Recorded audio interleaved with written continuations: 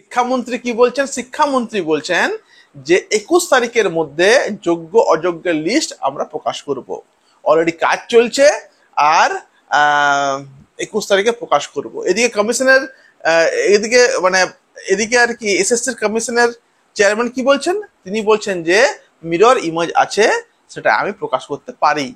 প্রকাশ করলে তোমার জেলও হবে বাবু, তোমার জেল হতেও পারে।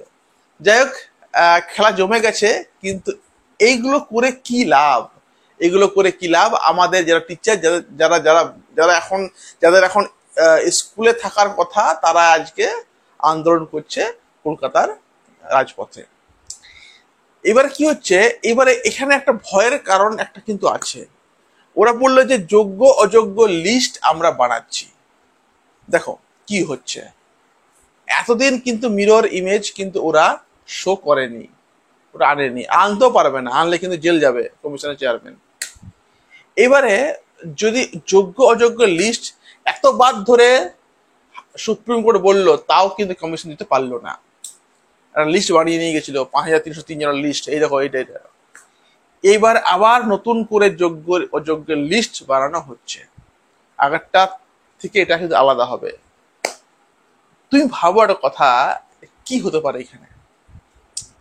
মানে কি হতে পারে এখানে? মানে এখানে তো মানে একটা জিনিস কেমন দেখতে লাগছে না, যে একটা লিস্ট বানাচ্ছি আমি, মানে তখন কি হয়, মানে যদি ধরো কারো একটা কাউকে ফাঁসিয়ে দিয়ে ভাই কেসটাকে সলভ করবো আর কি, কাউকে ফাঁসিয়ে দেবো, মানে এদের কাছে তো কোনো প্রুফ তো নেই। ও যে অযোগ্য, প্রুফটা কি করে থাকবে? কোনো প্রুফ তো নেই। তাহলে যেহেতু প্রুফ নেই, তাই যোগ্য অযোগ্য লিস্টটা কিসের উপর, মানে কিসের ভিত্তিতে লিস্ট তৈরি হচ্ছে? ফার্স্ট কথা, কার কার নাম সেখানে থাকবে?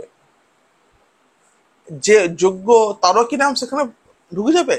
আর যে অযোগ্য, যে আর কি আম, যার যে এক সময় আম, ভালো কিছু আম, কিছু দিয়ে জবটা পেয়েছে, ও কি আবার ঘরে স্ফূর্তি করবে? মানে অনেক কিছু বিষয় কিন্তু মাথার মধ্যে রয়েছে।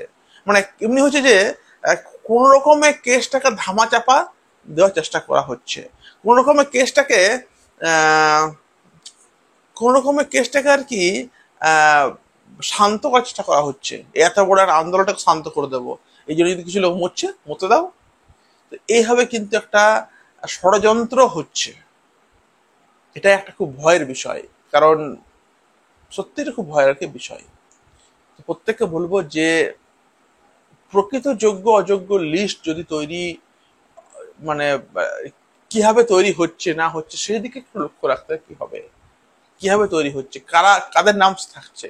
কোনো যোগ্য ব্যক্তি সেখানে নাম থাকছে না তো, যে নিরলস পরিশ্রম করে যে জব পেয়েছে, যে পঞ্চান্নটা ঠিক করেছিল, তার নাম সেখানে থাকবে না তো। সেই বিষয়টা কিন্তু দেখার কিন্তু আসে। এই হলো আজকের কথা। খারাপ লাগে বলতে, কিন্তু কিছু বলার নেই। মানে কেউ যেন যোগ্য বাদ না পড়ে, এটাই হলো মূল কথা। ঠিক, ধন্যবাদ।